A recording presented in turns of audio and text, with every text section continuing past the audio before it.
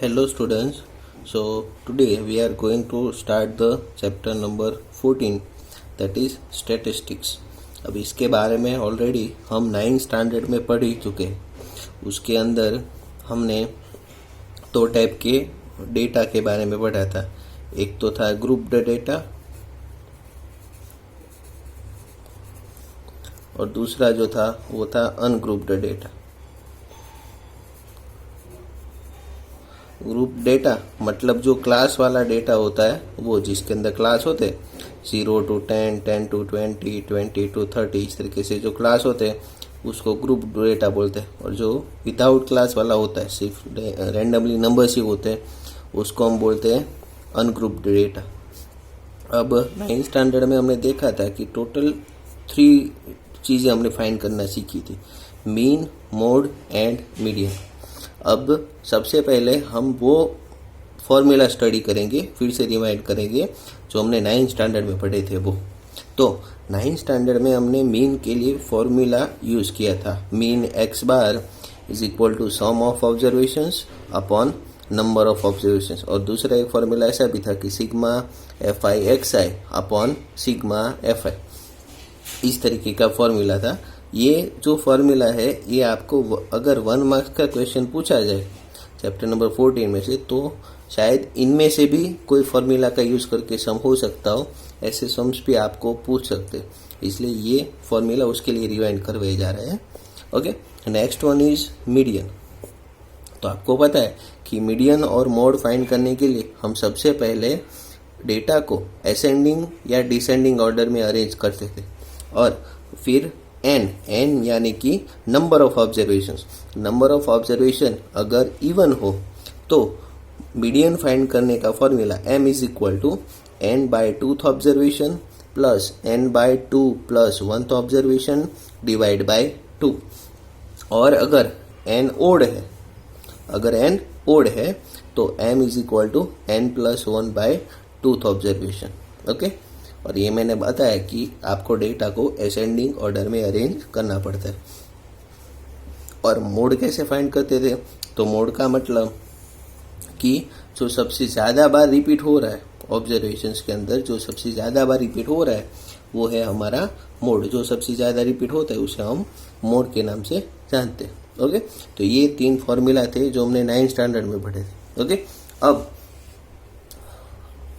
इस चैप्टर के अंदर हमें मीन, मोड और मीडियन ग्रुप डेटा के लिए फाइंड करना कैसे है वो सीखना है। ओके, तो हमें पता है कि जो ग्रुप डेटा है उसके अंदर इस तरीके से क्लास होते हैं 0 to 10, 10 to 20, 20 to 30, 30 to 40, इस तरीके से क्लास होते हैं। इसमें ये जो पहला वाला नंबर है इसको हम बोलते हैं लोअर क्लास लिमिट, और ये जो दूसरा वाला बड़ा नंबर है उसको हम बोलते हैं अपर क्लास लिमिट। ओके, अब मीन फाइंड करने के सबसे पहले हम मीन के बारे में पढ़ेंगे। मीन फाइंड करने के टोटल 3 फॉर्मूलाज है। उसमें सबसे पहला वाला फॉर्मूला है वो है डायरेक्ट मेथड। तो डायरेक्ट मेथड से मीन कैसे फाइंड करते? तो using direct method mean x bar is equal to sigma fi xi upon sigma fi. Now what do you mean by fi? Fi that means frequency. Okay, आपको इस तरीके से ये class दिए होंगे और क्लास के बाजू में उसकी फ्रीक्वेंसी दी होगी 5, 4, 9, 6, 3, 2, इस तरीके से। तो वो है सिग्मा fi xi। सिग्मा का मतलब है सम, fi xi मतलब fi इंटू xi, यानी सबके fi xi का मल्टीप्लाई करना है और उसका सम करना है, वो है sigma fi xi। Now what do you mean by xi? तो xi that means class mark, xi that means class mark. Now what do you, how can you find class mark? तो class mark that means upper class limit plus lower class limit divide by 2। किसी भी class का class mark कैसे find करते हैं? तो अपर class limit plus lower class limit divide by 2। That means मान लो अगर हमें पूछे कि भाई 10 to 20 इसका क्लास मार्क कितना है, इसका क्लास मार्क कितना है, तो इसकी लोअर क्लास लिमिट और अपर क्लास लिमिट दोनों को प्लस कर देना। यानी 10 प्लस 20 डिवाइड बाई 2, तो 20 plus 10 that means 30 and 30 divide by 2 that means 15। तो ये है क्लास मार्क फाइंड करने का फॉर्मूला। हर एक क्लास का क्लास मार्क फाइंड करके फिर उसका FI के साथ मल्टीप्लाई करके उन सब का सम करना, उसको बोलते हैं सिग्मा FI XI। ओके, अब जब XI बड़ा नंबर हो तब मल्टीप्लिकेशन और बड़ा हो जाता है, और अगर मल्टीप्लिकेशन बड़ा हो जाए तो वो हमारा टाइम कंज्यूम करता है, और टाइम कंज्यूम ना हो, easily sigma FI XI find किए जा सके, उसके लिए हमारे पास और दो मेथड्स हैं। एक है एज्यूम मीन मेथड एंड एक है step deviation method. Assume mean method, so उसका फॉर्मूला है X bar is equal to A plus sigma FI DI upon sigma FI। अब ये ए क्या है, तो A that means assumed mean. हम एक मीन एज्यूम कर लेते हैं कि ये मीन होगा, ये एज्यूम मीन है। मीन कैसे एज्यूम करना है वो मैं आपको सम्स के अंदर समझाऊंगा, लेकिन आपको ये याद रखने की A that means assume mean. Now sigma FI DI that means what, तो DI that means XI minus A.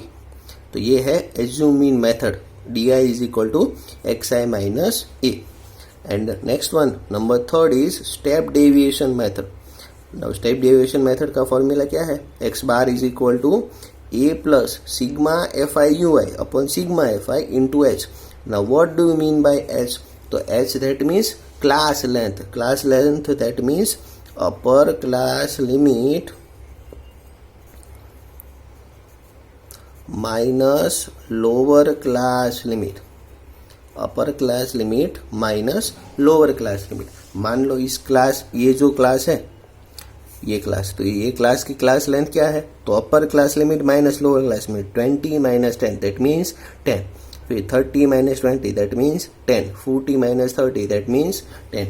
तो ये सब जो है ये इसको हम बोलते हैं क्लास लेंथ। और UI का मतलब क्या है, UI is equal to, UI कैसे फाइंड करेंगे, XI minus A upon H, XI minus A upon H. अब आपको एक बात ध्यान में रखनी है कि एज्यूम मीन मेथड और स्टेप डेविएशन मेथड का जनरली यूज तब किया जाता है जब क्लास लेंथ सेम हो तब। ऐसा कंपलसरी नहीं है, बट सम को इजी बनाने के लिए हम क्लास लेंथ सेम जब होती है तभी हम एज्यूम मीन मेथड और स्टेप डेविएशन मेथड का यूज करते, अदरवाइज हम डायरेक्ट मेथड का ही यूज करते। ओके, तो ये है मीन फाइंड करने की 3 फॉर्मूलाज। ओके, तो ये 3 फॉर्मूलाज के ऊपर के जो सम है वो हम नेक्स्ट लेक्चर में स्टडी करेंगे। Okay, thank you.